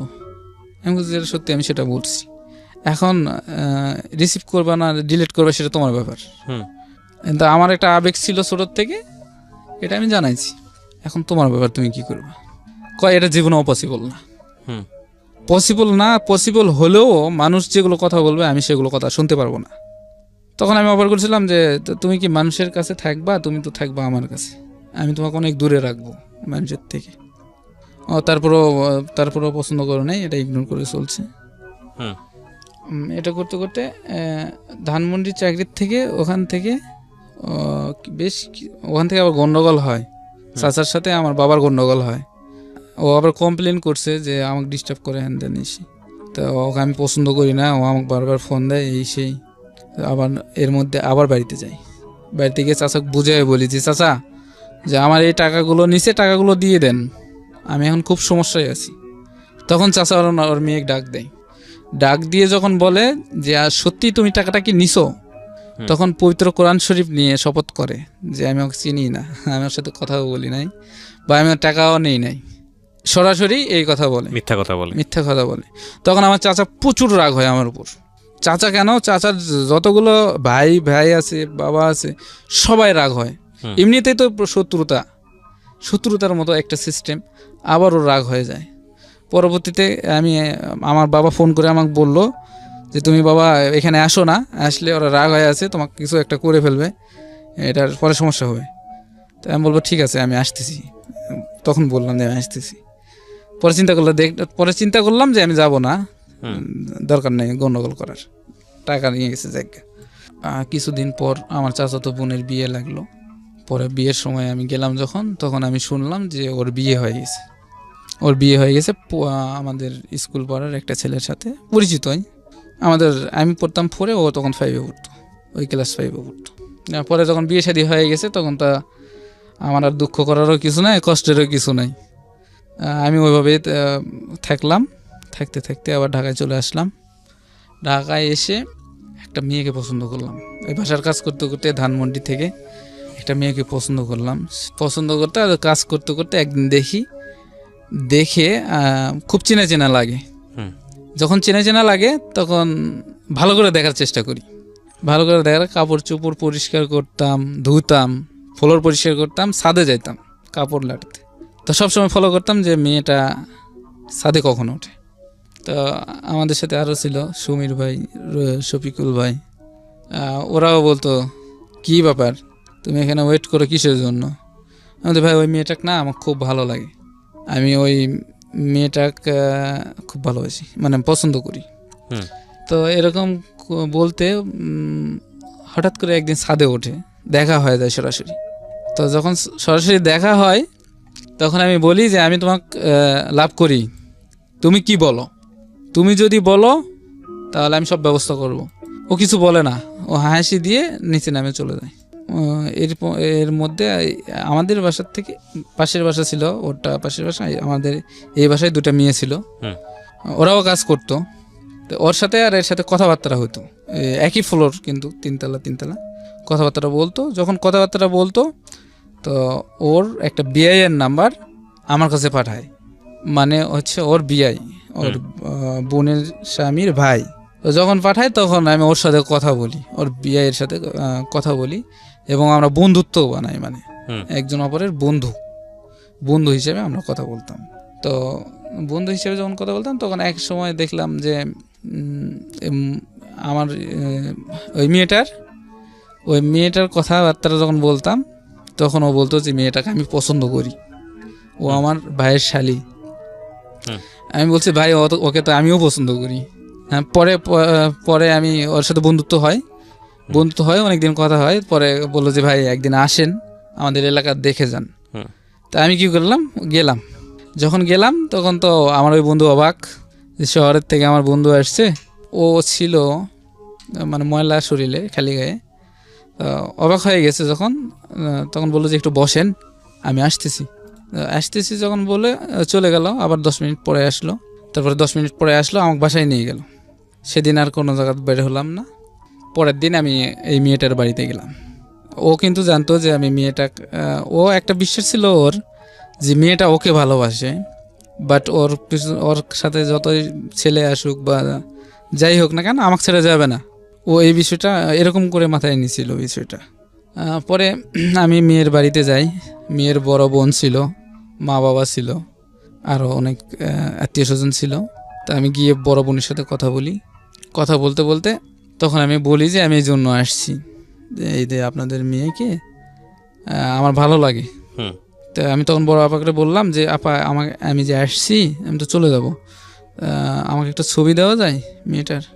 ওই মেয়েটার ছবি ছিল একটা, তখন দিবে না, হুম। না দেওয়ার মন ছিল। পরে অনেক রিকোয়েস্ট করার পর দিল। দেওয়ার পরে আমি আবার ওটা নিয়ে পরের দিন ঢাকায় চলে আসি।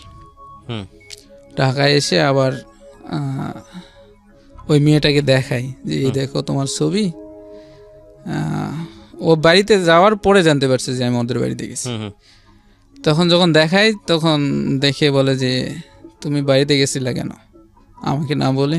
হুম। তো আমি বলছি আমি তোমার তথ্য নিতে গেছি, আসলে তোমার তথ্যটা তোমাকে আমাকে ভালো লাগছে, তো তোমার তথ্য নিতে গেছি, এই জন্য তোমার বাড়িতে। আসলে এরকম করে কেউ তো আমার সাথে সময় দেয় না, হুম বা তো তোমার জন্য আমি অপেক্ষা করি, তুমি আমার জন্য অপেক্ষা করো বারান্দায়, হুম তো এরকম কেউ অপেক্ষা করে না, এই জন্য গেছি।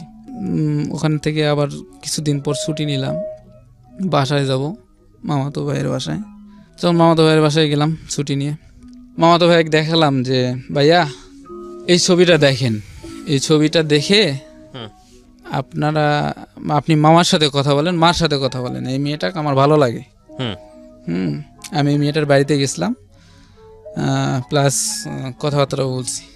তখন আমার মামাতো ভাই বলতেছে যে তুই বাড়িতে গেছিলি অথচ আমরা জানি না, তার মানে তুই বিয়ে করে ফেলছিস, এখন তুই আমার সাথে ফাজলামি করতেছিস। তখন আমি বললাম যে না, আমি বিয়ে করি নাই, জাস্ট গেছিলাম। আর তোমাদের যদি কোনো সম্মতি না, তোমাদের যদি কোনো আপত্তি থাকে তাহলে বাদ, জিনিসটা বাদ, এই পর্যন্তই থাকো। আর যদি তোমাদের আপত্তি থাকে না থাকে তাহলে মেয়েটার খোঁজ খবর নিতে পারো। হুম। আমি মেয়েটার বাড়িতে গেছিলাম। তো এই কথা বলার পর আমি তো ছুটি কাটায় আবার চাকরিতে চলে গেছি, কাজে চলে গেছি। হুম। এদিকে ফাটাই ফেলছি কি যে মেয়েটা বিয়ে করছে আমার মামা, আমার খালা, আমার মা, আমার মামাতো ভাই, বাড়ির সবাই মান্নানে এই কাজ করে ফেলছে, বিয়ে করে ফেলছে, একটা অপরিচিত মেয়ে বিয়ে করে ফেলছে। হুম। ইতিমধ্যেই আমি আবার এমার্জেন্সি ছুটি নিছি, বাড়িতে যাব। হুম। তো আমি যেদিন ছুটি নিছি, মাও ছুটি নিয়েছে। আচ্ছা। মানে একদিন পর, মা গেছে একদিন আগে বাড়িতে, হুম। নানার বাড়িতে গিয়ে ওঠে যখনই যায়, আর আমি গিয়ে উঠছি আমার খালার বাড়িতে। যখন যায় তো মা একদিন আগে চলে গেছে আর আমি একদিন পরে গেছি। রাতের বেলা ঘুমাইছি, সকালবেলা ঘুম থেকে উঠছি, উঠেই দেখি আমার মা হাজির খালার বাসায়। এখন আমার মা আমার খালাকে বলে যে কি কাজটা করে আসছে এটা শুনছিস, ওরা যে বাড়িতে ঢুকতে দিছিস, ওই কি কাজটা করছে। তখন আমি একটু মনটাকে শান্ত করলাম। শান্তটা এরকমই করলাম যে আমার মা এবং আমার খালা, আমি তো তাদের সন্তানের মতো, মায়ের তো সন্তান আর খালার তো সন্তানের মতো। আমি দেখি তাদের কতটুকু আস্থা আছে আমার উপর, বিশ্বাস আছে যে তাদের ছাড়া ভুল কোনো সিদ্ধান্ত নিব কি না। যখন আমি কিছু বললাম না, তখন আমাকে ঘরের ভিতর ডেকে নিয়ে গেল। ডেকে নিয়ে যাওয়ার পর বেশ কিছু গালিগালাজ করল, যা বলার ছিল। বলার পরে আমার খালা আমাকে আস্তে করে বললো যে তুমি এরকম যেহেতু হয়ে গেছে, তুমি ওই মেয়েটাকে ডিভোর্স দাও বা যোগাযোগ করো না। তখন আমি বললাম যে আসলে তোমরা কি মেয়ে মানুষ, যে মেয়ে মানুষ আর একটা মেয়ে মানুষের ক্ষতি করতে চাও? আমি কিন্তু এই কথাটা বললাম, তোমরা কি মেয়ে মানুষ যে মেয়ে মানুষ হয়ে আর একটা মেয়ে মানুষের ক্ষতি করতে চাও? তখন ওনারা আরো কঠিন হয়ে যায় এবং এক পর্যায়ে আমি কোনো উত্তর দিই না, এমন কথা বলতে থাকে যা আমার প্রচণ্ড হিট করে।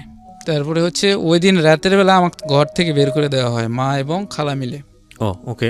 ঘরের থেকে বের করে যখন দেয় তখন আমি চলে যাই, যে মা বাবা যেখানে বিশ্বাস করে না যাদের কাছে থাকি, তো আমি এই সংসারে থাকি, আমি বা কী করবো, আমি চলে যাই। কিন্তু টাকা যেগুলো দিছিলাম, মোট ৭৩,০০০ টাকা জমা, মানে টোটাল দেওয়া হয়েছিল। আগে দেওয়া ছিল কিছু, পরে আস্তে আস্তে সংসারে খরচ করা সহ ৭৩,০০০ টাকা ২০১০ সালের ভিতরে আমি ওদের পিছনে খরচ করছিলাম। হুম। তখন মা আমাকে ডাইরেক্টলি বলে যে তোর আর দরকার নাই, তুই এখন তোর বাবার কাছে চলে যা, আর বিয়ে করছিস, সংসার তুই এখন তোর বাবার কাছে নিয়ে তোর বাবার কাছে যা, টাকা পয়সার পরে হিসাব দেখবো এটা। তো না, আমি আর কিছু বললাম না, আমি বের হয়ে চলে গেলাম। গিয়ে আমি স্টেশনে বসে চিন্তা করলাম যে বাবা মা আমাকে শাসন করছে, কিন্তু মাকে তো আমি সত্যি কথাটা বলি নাই। আমি আমার মাকে সত্যি কথা বললাম না, আমি মা এবং খালাকে সারপ্রাইজ দিব। সেটা হচ্ছে রাত 11টার তখন বাজে, আমি মিষ্টি কিনছিলাম আধা কেজি। মিষ্টি কিনে নিয়ে, সবচেয়ে দামি হোটেলের মিষ্টি কিনে নিয়ে আমি রাত 11টার সময় বাসায় গেছি, ওই খালার বাসায় গেছি, যে খালার বাসার থেকে বের করে দিয়েছিল। সেখানে গিয়ে আমি রাত্রেবেলা কাউরে কিছু বলি নাই, কিন্তু মিষ্টির প্যাকেটটা আমি টেবিলের উপরে রাখছিলাম। সকালবেলা ঘুম থেকে জাগার আগে আমার খালা আমাকে প্রচণ্ডভাবে বলতেছে যে ভাইয়া অসভ্য আবার এসছি, হ্যাঁ হ্যান ত্যান এসি, মানে কেউ লোক জানাজানি হওয়ার আগে বিদায় হও, হ্যান যাই হোক যা খুশি তা বলছে, আমার কোনো মাইন্ডে লাগে নাই। কিন্তু ভাত যখন খাইছি, ভাত সবাই একসাথে খাচ্ছিলাম, ভাত খাবার বসে আমাকে একটা কথা বলছে, সেই কথাটা আমি আজও মনে করতে পারি না। কথাটা কি আমি স্মরণও করতে পারি না, কিন্তু আমার কাছে এতটাই খারাপ লাগছে যে আমি ভাতের থালা ওখানে রেখে হাত ধুয়ে এক কাপড় চোপড় নিয়ে আমি চলে আসি ঢাকায়। সাথে সাথে যখন আমি বের হয়ে বাড়ির থেকে, তখন একটা নিয়ত করি যে আমি ওই মেয়েটাকে বিয়ে করে নিয়ে আসবো। পরবর্তীতে আসলাম, আমার ওই যে চাকরিটা ছিল ওটা আর নাই, চলে গেল। পরে আমি সিকিউরিটি গার্ডের চাকরি নিলাম ওই মেয়েটার কাছে থাকার জন্য। সিকিউরিটি গার্ডের চাকরি নিলাম, বেশ কিছুদিন ডিউটি করতে করতে করতে করতে এরকম হয়ে গেল। মেয়েটা আবার চলে গেল 16ই ডিসেম্বরে বাড়িতে ছুটিতে গেল। যখন ছুটিতে গেল, ছুটির থেকে আবার আসবে না, কিন্তু আমার কারণেই আসছিল, যেটা আমি বুঝতে পারি নাই। এর মধ্যে আবার ওই যে বাসায় থাকতো, সেই বাসাটা ছিল আমাদের এলাকার ডাক্তারের বাসা। ওদের বাড়িতে গেলাম, ওরাও ছুটি নিয়ে যেতে বললাম, ছুটি নিয়ে তুমিও আসো। আমি আগে গেলাম। যখন আগে গেলাম, বিয়ে শাদির ব্যাপারে কথা বললাম, শ্বশুর শাশুড়ির সাথে কথা বললাম, ফুপা শ্বশুরের সাথে কথা বললাম। সবাই বলছে সবই ঠিক আছে, তুমি সব কিছুই বলছো, সব কিছুই শুনছি, কিন্তু তোমার বাবাকে ডাকতে হবে, তাহলে আমরা বিয়ে দিব। তখন আমি আমার ওই একটা ভাই ছিল, ওই সুমন্দি ধরতে গেলে বড় ভাইয়ের সাথে কথা বললাম যে ভাইয়া আব্বার কাছে তো ফোন দিবেন, কিন্তু হার্ডলি কথা বলতে হবে, নর্মালি কথা বললে কিন্তু আসবে না। হ্যাঁ, তখনই উনি বুঝতে পারলো জিনিসটা আসলে কীভাবে কথা বলতে হবে। তখন আমার বাবার কাছে ফোন দিল, ফোন দিয়ে যখন বললো এই কথা, বাবা তো পাগলের মতো অবস্থা হয়ে গেছে যে আমার ছেলেকে আটকায় রাখছে, হ্যান তেন। অথচ কিন্তু আটকায় রাখে নাই, এটা আমিই বলাইছিলাম। পরের দিন বাবা আসলো, বাবার সাথে আমার একটা খালু আসলো, ওই সম্বন্ধের খালু আসলো, আমাদের বিয়ে হলো। বিয়ে হওয়ার পর আমরা বাড়িতে চলে গেলাম, কিন্তু বিয়ে পড়ানোর আগে মার কাছে ফোন দিয়েছিলাম যে মা, এখন আমরা বিয়ে করি নাই, আমরা বিয়ে করবো আগামীকালকে, তুমি কি আসবা? এই কথাটা বলার পরে বাবার কাছে ফোন দেওয়া হয়েছিল। পরে চলে গেলাম বাড়িতে বাবার কাছে। যখন গেলাম, মানে থাকলাম কিছুদিন, সপ্তাহখানিক থাকলাম। মানে এই যে যাতায়াতের যে খরচটা, আমার শ্বশুর বাড়ি কিন্তু কিশোরগঞ্জ আর আমার বাড়ি নওগাঁ জেলায়। এখান থেকে অনেক ভাড়ার একটা খরচ, জার্নিং খরচটা অনেক বেশি। 12,000 টাকা কিস্তির উপর নিয়েছে আমার বাবা। কিস্তির উপর নিয়ে আমি বিয়ে শাদী করছি। করার পরে সপ্তাহে 200 টাকা আমাকে দেওয়া লাগতো প্রতি সপ্তাহে। কাজকাম করতাম, দিতাম। এক সপ্তাহ যাওয়ার পর আবার শ্বশুর বাড়িতে আসলাম। শ্বশুর বাড়ি থেকে আবার বাড়িতে গেলাম। বাড়িতে গিয়ে এখন আমি কি কাজ করব? গেলাম এলাকার একটা চাচার কাছে, তিনি রাজমিস্ত্রির কন্ট্রাক্টারি করেন। ওনার সাথে দেখা করলাম। দেখা করার পর চাচাকে বললাম যে চাচা আমাকে একটা কাজ দেন, আমি তো এর অবস্থা, আমি তো বিয়ে শাদী করছি, এখন তো বসে থাকা চলে না, কাজ তো করতে। প্রথম দিন আমাকে এমন একটা কাজ দিল, টুকরির মধ্যে করে মাটি কাটা, মানে টুকরির মধ্যে করে মাটি নিয়ে, মাটি মাথায় নিয়ে উপরে নিয়ে যায় ফেলানো, মানে হাউস গর্ত করা, সে মাটি দিত কীরকম, যতক্ষণ না বড়তো ততক্ষণ মাটি দিতেই থাকতো। আমি একটার বেশি ফেলাতে পারতাম না, একটা ফেলায় রেস্ট নেওয়া লাগতো। পরে অনেক কষ্ট হলো, 2 দিন কাজ করলাম, কাজ সবার সাথে তাল মিলে করতে পারতাম না। চাচাও তখন আমাকে কেউ সাথে নিত না, একজনের সাথে নিত না, যে ও কাজ পারে না, ওরা নিয়ে আমি কী করব। এরকম ধরনের 2 দিন করার পর 3 দিনের দিন চাচা আমাকে বললো, বাবা তোমার তো এই অবস্থা, তোমার তো এরকম হবে না। তখন আমি কি করব উপায় না পেয়ে আবার চলে আসি ঢাকায় মিরপুরে আসি। এখানে 2 মাসের মতো থাকি স্বামী স্ত্রী একসাথেই। 2 দিন মনে হয় গার্মেন্টসেও চাকরি করছি, পেঁয়াজের ব্যবসা করছি, করে এখানেও চলতে পারি না। আবার বাড়িতে চলে গেলাম। বাড়িতে গিয়ে এবার কাজ শুরু করলাম আর একটা মিস্ত্রির সাথে। তো ওনার সাথে বেশ কিছুদিন কাজ করলাম, করার পর ধীরে ধীরে সংসার অগ্রসর আগাতে থাকলো। থাকার পর এর মধ্যে অনেক কষ্ট, কিস্তির টাকা, সংসারের খরচ। বেতন ছিল 200 টাকা। তো এরকম করে করে চলতাম। একদিন কাজ না করলে পরের দিনের খাবার জুটতো না। আমার সব কিছু কিনা, শুধু পানিটা বাদে সব কিছু, লাকড়ি, কন, চাল ডাল ইত্যাদি আছে সব। বাবা মা তো আলাদা হয়ে গেছে, আমিও আলাদা হয়ে গেছি। পায়ে আমার প্রচণ্ড বড় ফোড়া বের হয়েছে। কাজে না গেলে খাবার জুটবে না। আমি মিস্ত্রিকে বললাম যে ভাই এই অবস্থা। কয় তুই কাজে আসিস, আমি তোর একটু হেল্প করবো নি। তো তারপর করলাম যে ঠিক আছে তাহলে আমি যাবো নি। পরে দেখি যে না, কাজে গেলাম, আমার একটু রেস্ট দিল, মানে শুকনা কাজগুলো দিল।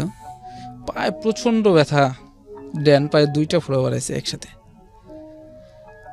পরে কাজ টাজ করলাম, এরকম করতে করতে এমন একদিন আসলো যে ওই মিস্ত্রি টাকা পায় নাই, রাতের বেলা টাকা দিবে 10টার সময়, আর আমার বাজার করতে হবে, বাজার না করলে রাতের খাবার হবে না। টাকা পাবে রাত 10টার সময়। এখন এই রাতটা আমার না খাই কাটালাম, আমরা না খাই কাটালাম একটা রাত। পরের দিন সকালে টাকা পাইলাম, বাজার করলাম। এই কথাটা কিন্তু আমার বাবা মা বাড়ির কেউ জানে না, এখনো পর্যন্ত জানে না। পরে ওখান থেকে কাজ করতে করতে করতে করতে ইট ভাটায় কাজ করলাম। যখন ইট ভাটার কাঁচা ইট ভ্যান গাড়িতে করে 100টা করে ইট নিয়ে আমি ওই ইয়ের ভিতরে দিতাম। 10 টাকা গাড়ি ছিল, যতটা নিতে পারতাম ততটা টাকা পাইতাম। এই টাকা মানে এরকম করতে করতে করতে করতে একটা সিজন চলে যায়। যখন বর্ষাকাল আসে তখন ইট ভাটার কিছু লাইট নষ্ট হয়ে গেছে, মানে অকার্যকর হয়ে গেছে। ওই লাইটগুলো ঠিক করতে চায়, মেরামত করতে চায়, মিস্ত্রি খুঁজে পায় না। তাই আমি তো ঢাকার থাকছি, আমি ছোটোর থেকে একটু এগুলো জিনিস নিয়ে ইচ্ছে করে কারেন্টের শর্ট খাইতাম ইত্যাদি, মানে ইন্টারেস্টেড ছিলাম। তা আমি বললাম যে ম্যানেজার পরিচিত, মালিকও পরিচিত। তো আমি বললাম যে ম্যানেজারটাকে লাভ নেই, তাহলে আমি একটু কাজটা করে দিই, এই জিনিসগুলো আনান, আমি কাজটা করি।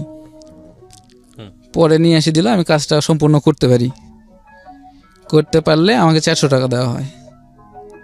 তো আমি তখনই চিন্তা করলাম, একটা জিনিস চিন্তা করলাম যে আমি কেন মানুষের পিছনে ঘুরি, হিসেবে তো মানুষের আমার পিছনে ঘোরা উচিত। আমি এমন কিছু করব যাতে মানুষ আমাকে ডাকে বা খোঁজে। তখন থেকে আমি এরকম হার্ডলি একটা মনের মধ্যে শক্ত করে একটা প্রশ্নবিদ্ধ করলাম, মানে আমি এইরকম একটা সিদ্ধান্ত নিলাম যে আমি এমন একটা কিছু করব যে মানুষ যেন আমার বাড়িতে এসে খোঁজে, আমি যেন কাজ খুঁজতে মানুষের বাড়িতে না যাই। তখন আমি ওই ইলেকট্রিক্যাল কাজটা ওখান থেকে শুরু করি।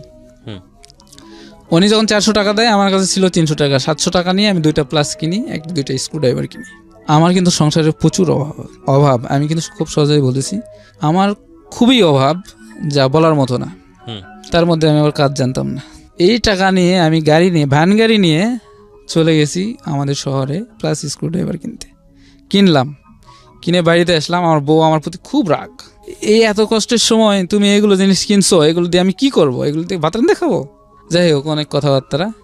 তারপরে আবার কিছুদিন পরে আবার চিন্তা করলাম যে কিছু লিফলেট দেওয়া যায় এলাকায়, হুম। যেহেতু কাজ করতে পারবো। হুম। তখন 1000 লিফলেট ছাপানো হলো।